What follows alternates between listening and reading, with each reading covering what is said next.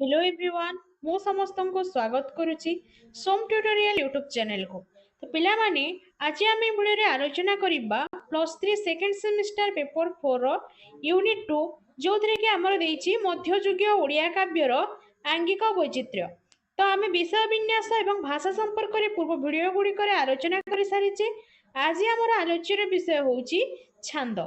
एक सुपरिकल्पित विषय वस्तुर आश्रय गोटे सुदीर्घावयव ग्रंथ रचना कला बेले कविश्रीय रचना सौकार्य तथा पाठकर चित्तवृत्ति दृष्टि ताकू केतोटी विभाग रे विभक्त करबा एकांत स्वाभाविक।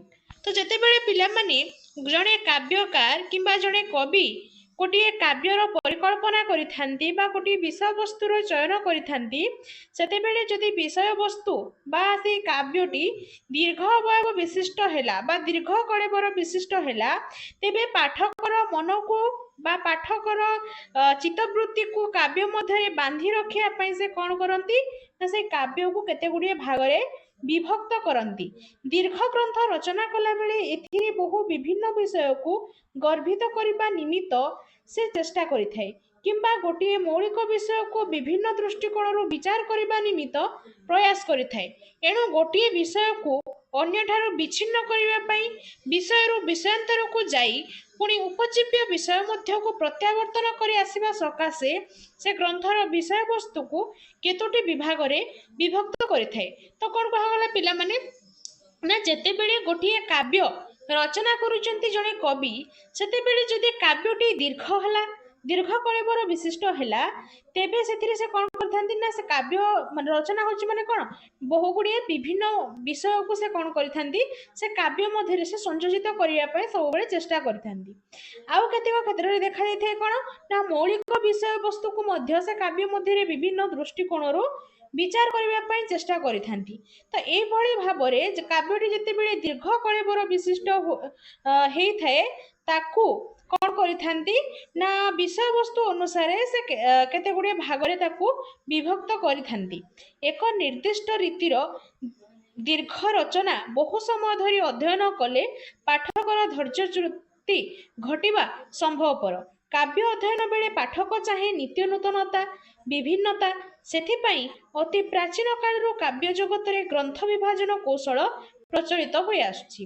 तो काव्यटी पिला माने जेतेबेले दीर्घ हुए सेतेबेले पाठकर माने से धैर्य हराई बसे कोन करबा समय ना ताको पाठ करबा समय बा अध्ययन करबा समय सेथिपाई पाठक को गोटे कोन काव्य मध्यरे बांधी रखिबा पई पाठकर मन को आकृष्ट करबा पई कोन करिथांती ना जो काव्यकार माने रहिचंती बा जो कवि माने रहिचंती से माने कोन करथांती काव्य जगत को विभिन्न प्रकार माने से माने विभागीकरण कौशल सबु अवलंबन करिथांती काव्य रचना करबा समय। कारण पाठक सब बेले चाहे से किछि नूतन जिनिस आहरण करू किछि नूतन जिनिस अध्ययन करू सेथिपाई काव्यकार माने कोन करंती ना काव्य रे विभिन्न प्रकार विभागीकरण बा विभाजन कौशल से माने प्रयोग करंती। काव्य विषय वस्तुर विभाजन रीति काव्य एक दुलंघनीय आवश्यकता किंतु मुक्तक बा गीति काव्य कवि चित्तर क्षणिक भावना राशिर अनाहत परिप्रकाश तथा क्षुद्रावयव युक्त होइथिबा जोगु एहाकु विभिन्न भागरे विभक्त करिबार प्रयोजनीयता विशेष भावे उपलब्ध करा जाय पारे नाही। जेहेतु पिला माने गोटे काव्य रचना हेउची एवं विषय वस्तु जदि दीर्घ होइताए तो सेही काव्य रे आमे कोन करिबा ना विभाजन रीति बा विभिन्न प्रकार विभागीकरण कौशल को सेठारे काव्यकार अवलंबन करिथांती। किंतु जदि आमे गीति काव्य कथा देखिबा तेबे गीति काव्य कोन ना गोटे कवि जेतेबेले जो मुहूर्त रे ता मन मध्य को गोटे भावना चली आसुची से भावना से क्षणिक मुहूर्त रे से जहा अनुभव करिची से जहा चिंता करिची ताको कोन करिथाए ना से काव्य माध्यम रे बा कविता माध्यम रे परिप्रकाश करिथाए। तेणु एरा कोन होइथाए ना क्षुद्रावयव होइथाए माने कोन होइथाए ना एहा संक्षिप्त होइथाए। जेतु एक क्षणिक मुहूर्त को जणे कवि काव्य रे रूपायित करूची तेणु एहार कलेबर अति क्षुद्र होइथिबारु एथिरे आमे विभाजन रीति आमे देखिया पई पाइबा नाही। काव्यर कलात्मकता निमित्त छंदर महत्व सर्वथा स्वीकृत प्राचीन कालरू भारतीय काव्यशास्त्र परंपरार छंदर महत्व स्वीकृत होइछि। प्रत्येक कवि छंदमय कविता को केवल कविता बोली कहिथांती। काव्ୟରେ ପିଲାମାନେ କଳାତ୍ମକତା ବା ସୌନ୍ଦର୍ଯ୍ୟତା ଫୁଟେଇ ଉଠିବା ପାଇଁ କାବ୍ୟକାର ମାନେ କଣ କରିଥାନ୍ତି ନା ଛନ୍ଦର ପ୍ରୟୋଗ କରିଥାନ୍ତି। ଏବଂ ପ୍ରାଚୀନ କାଳରୁ ଆମେ ଭାରତୀୟ କାବ୍ୟ ଶାସ୍ତ୍ରରେ ଦେଖିବା ପାଇଁ ପାଇବା ଏହି ଛନ୍ଦର ପ୍ରୟୋଗ। ଏବଂ ପ୍ରତ୍ୟେକ କବି କଣ କହନ୍ତି ନା ଛନ୍ଦମୟ କବିତାକୁ ହିଁ କବିତା ବୋଲି ସେମାନେ କହିଥାନ୍ତି। ଆଲୋଚନା କରିବା ତାପରେ ପିଲାମାନେ ଛନ୍ଦର ପରିଭାଷା, ସୃଷ୍ଟି ଓ ସ୍ୱରୂପ ସମ୍ପର୍କରେ। ଛନ୍ଦର ସ୍ୱରୂପ ଓ ପରିଭାଷା କ୍ଷେତ୍ରରେ ଆଚାର୍ଯ୍ୟମାନଙ୍କ ମଧ୍ୟରେ ମତ ପାର୍ଥକ୍ୟ ପରିଦୃଷ୍ଟ ହୁଏ। ସଂସ୍କୃତ ଛନ୍ଦ ଶବ୍ଦରୁ ଓଡ଼ିଆ ଛାନ୍ଦ ଶବ୍ଦଟି ଉତ୍ପନ୍ନ। ତ ଛନ୍ଦର ସ୍ୱରୂପ ଏବଂ ପରିଭାଷାକୁ ନେଇକି ବିଭିନ୍ନ ପ୍ରକାର ସମାଲୋଚକ ମାନେ କ'ଣ କରିଛନ୍ତି ନା ଭିନ୍ନ ଭିନ୍ନ ମତ ପ୍ରଦାନ କରିଛନ୍ତି। ସଂସ୍କୃତ ଛନ୍ଦ ଶବ୍ଦରୁ ଓଡ଼ିଆ ଛାନ୍ଦ ଶବ୍ଦର ଉତ୍ପନ୍ନ ହୋଇଛି ବୋଲି କୁହାଯାଇଛି। ଅକ୍ଷର ବା ମାତ୍ରା ବିଶେଷ ନିୟମରେ ଆବଦ୍ଧ ହୋଇ ଗତିଶୀଳ ହେଲେ ସେହି ଶବ୍ଦ ସଂଯୋଜନା ରୀତିକୁ ଛନ୍ଦ କୁହାଯାଏ। ଗୋଟିଏ ଯଦି ନିୟମ ବା ନିର୍ଦ୍ଦିଷ୍ଟ ଶୈଳୀ ମଧ୍ୟରେ ଆବଦ୍ଧ ହେଇକି ଅକ୍ଷର ବା ମାତ୍ରା ଗୁଡ଼ିକ କାବ୍ୟ ମଧ୍ୟରେ ଯଦି ଗତିଶୀଳ ହେଲା ତେବେ ଆମେ ସେହି ଶବ୍ଦ ସଂଯୋଜନା ରୀତିକୁ କ'ଣ କହିବା ନା ଛନ୍ଦ ବୋଲି କହିବା। ମାନବର ଚତୁର୍ଦିଗରେ ପରିବ୍ୟାପ୍ତ ପ୍ରକୃତିର ବିଭିନ୍ନ ବିଭାବ ମାନବ ମନରେ ଭାବାନ୍ତର ସୃଷ୍ଟି କରେ। ମାନବ ଚତୁର୍ଦିଗରେ ତାର ଚତୁଃପାର୍ଶ୍ୱରେ ସେ ଯାହା ସବୁ ଦେଖିଥାଏ, ଯେଉଁ ପ୍ରକୃତିକୁ ଉପଲବ୍ଧ କରିଥାଏ, ତା ମନରେ କ'ଣ ହୋଇଥାଏ ଗୋଟେ ପ୍ରକାର ଭାବନା ସୃଷ୍ଟି ହୋଇଥାଏ। ପ୍ରକୃତିର ଛନ୍ଦ ତା ମନରେ ଭରି ଦେଇଥାଏ ନବ ନବ ଭାବର ବିବିଧ ବର୍ଣ୍ଣ ସମ୍ଭାର। ତେଣୁ ଏ ବିଶ୍ୱରେ ମାନବ ଜୀବନର ଇତିହାସ ଯେତିକି ପ୍ରାଚୀନ, ଛନ୍ଦର ଇତିହାସ ମଧ୍ୟ ସେତିକି ପୁରାତନ। ତ ଏଇ ଯେଉଁ ପ୍ରକୃତିର ସୌନ୍ଦର୍ଯ୍ୟ, ପ୍ରକୃତିର ଛନ୍ଦ ତା ମନରେ ବିଭିନ୍ନ ପ୍ରକାର ଭାବନା ସୃଷ୍ଟି କରିଥାଏ। ତେଣୁ ଆମେ ମାନବ ଜନ୍ମ ହେବାର ଇତିହାସ ଯେତିକି ପ୍ରାଚୀନ ବା ଯେତିକି ପୁରୁଣା, ଏ ଛନ୍ଦର ଇତିହାସ ମଧ୍ୟ ସେତିକି ପୁରାତନ ବା ପୁରୁଣା ବୋଲି କହିପାରିବା। ଭାଷା ପରି ଏକ ଅମୂଲ୍ୟ ପଦାର୍ଥର ଉତ୍ତରାଧିକାରୀ ହେବା ପରେ ମଣିଷ ତାର ନିଜର ଅଭିବ୍ୟକ୍ତି ନିମିତ୍ତ ଏକ ଉପାୟ ବା କୌଶଳର ସହାୟତା ଗ୍ରହଣ କରିଛି। ଯେତେବେଳେ ମନୁଷ୍ୟ କଥା କହି ଜାଣିଛି, ତା ଭାଷା ଜ୍ଞାନର ସେ ଅଧିକାରୀ ହେଇଛି, ସେ କ'ଣ କରିଛି ନିଜର ମନର ଭାବନାକୁ ଅନ୍ୟ ନିକଟରେ ଅଭିବ୍ୟକ୍ତି କରିବା ପାଇଁ ବିଭିନ୍ନ ପ୍ରକାର ଉପାୟ ବା ବିଭିନ୍ନ ପ୍ରକାର କୌଶଳ ସିଏ ଅବଲମ୍ବନ କରିଛି। ପ୍ରକୃତିର ତାଣ୍ଡବ ଲୀଳା, ପବନର ରୁମଝୁମ ଶବ୍ଦ, କଳନାଦିନୀ ଆଷାଢ଼ର ପ୍ରବଳ ବାରିପାତ ମଧ୍ୟରେ ସେ ଅନୁଭବ କରିଛି ଏକ ଛନ୍ଦକୁ। ତେଣୁ ସେ ଯେତେବେଳେ ତାର ଭାବକୁ ପ୍ରକାଶ କରିବା ନିମିତ୍ତ ଉଦ୍ୟମଶୀଳ ହୋଇଛି, ସେତେବେଳେ ଏ ଛନ୍ଦ ହିଁ ତାର ସହାୟତା କରିଛି। ସେଥିପାଇଁ ମାନବ ମନର ପ୍ରଥମ ଅଭିବ୍ୟକ୍ତି କବିତା ରୂପରେ ହିଁ ପ୍ରକାଶ ଲାଭ କରିଛି।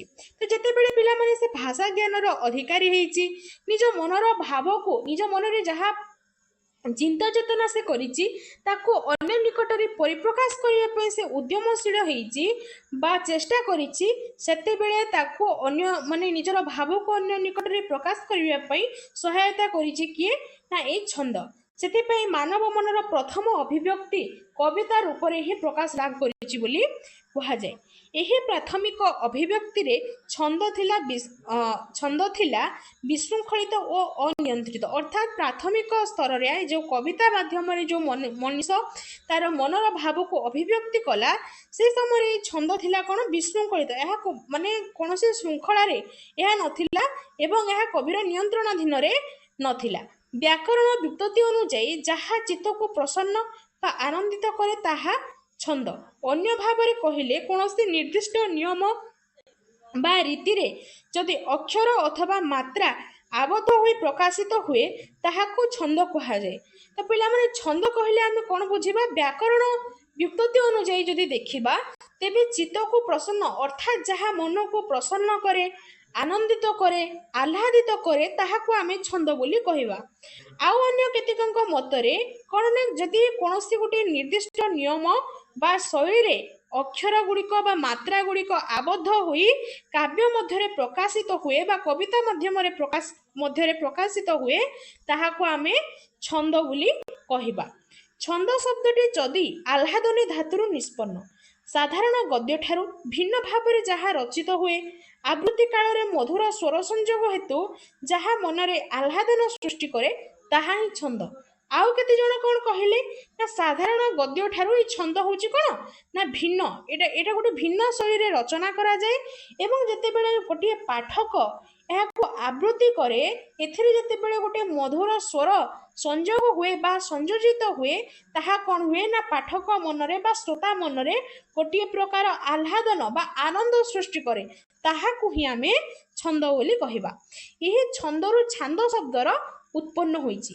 ओडिशार विशिष्ट संगीतज्ञ कालीचरण पट्टनायक छांद संपर्क में मत प्रदान करने जाई कहिचंती छंद एवं भाषा उभयंकु संगीत बंधनी रे श्रृंखलित करिबार अद्भुतपूर्व कल्पना करी आमर सेही जातिस्मर कृति संतानगण प्रस्तुत करि जाइचंती छांद ताहाकु श्रृंखलित करिछि लय ताल एवं मात्रा।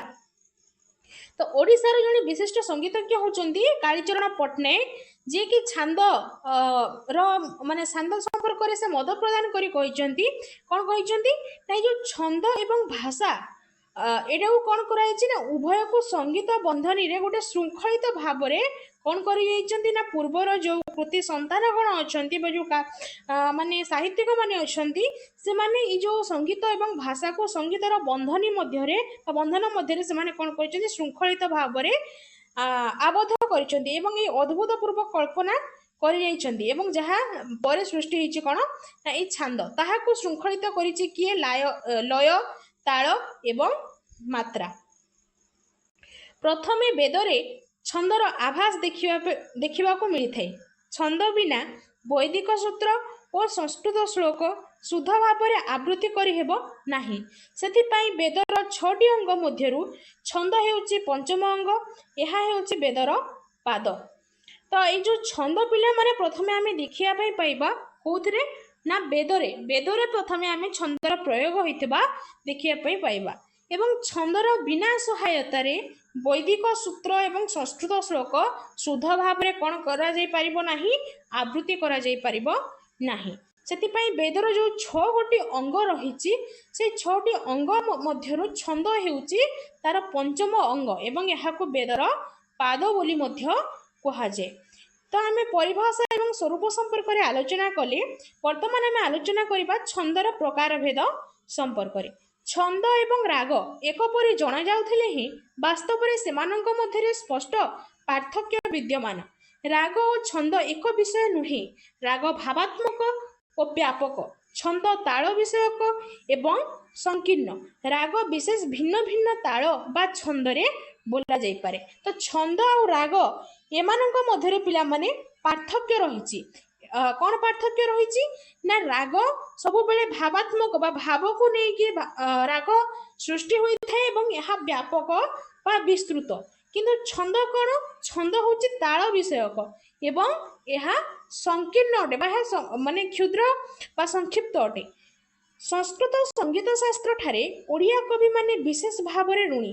तहिरु सेमाने राग रागिणीर नाम ग्रहण करी ओडिया छंद गुड़िकर नामकरण करिसेंती। तो संस्कृत संगीत शास्त्र ठारो ये जो ओडिया कवि माने कौन करिसेंती प्रेरणा पाइसेंती एवं विभिन्न प्रकार राग रागिणी से संगीत संस्कृत संगीत शास्त्र ठारो ग्रहण करी से माने ओडिया छंद गुड़िकर से गुड़िकर नामकरण करिसेंती।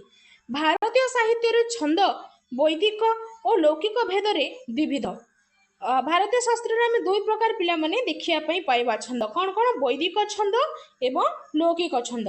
वैदिक छंद 7 भाग रे विभक्त कौन कौन गायत्री छंद, उष्णिक छंद, अनुष्टुप छंद, बृहति छंद, पंक्ति छंद, त्रिष्टुप छंद एवं जगती छंद। एभली भाव रे वैदिक छंद को 7 भाग रे विभक्त करा जायछि। भारत रे विभिन्न भाषार विकास संगे संगे प्रादेशिक साहित्य मानकरे बहुविध लौकिक छंद दृष्टिगोचर होइथिला।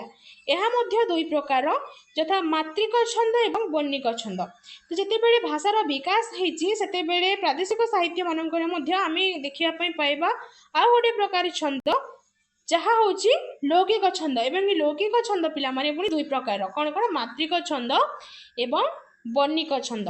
तो एभली भाव रे पिला माने आमर छंदर विभागीकरण हेछि। तो आशा करुच्ची आज जहाँ भी आम छंद संपर्क में आलोचना कले तुम मैंने समस्ते बुझी पारिथिबो। तो आगामी वीडियो रे आम आलोचना करबा वर्णना चातुरी एवं अलंकार संपर्क में। तो आज भिडियोटी जदि भल लगी ताहले लाइक कमेंट और सांगसाथी मान सहित सेयार करदेव और सोम ट्यूटोरियल यूट्यूब चैनल को सब्सक्राइब करदेव। रोची जय जगन्नाथ।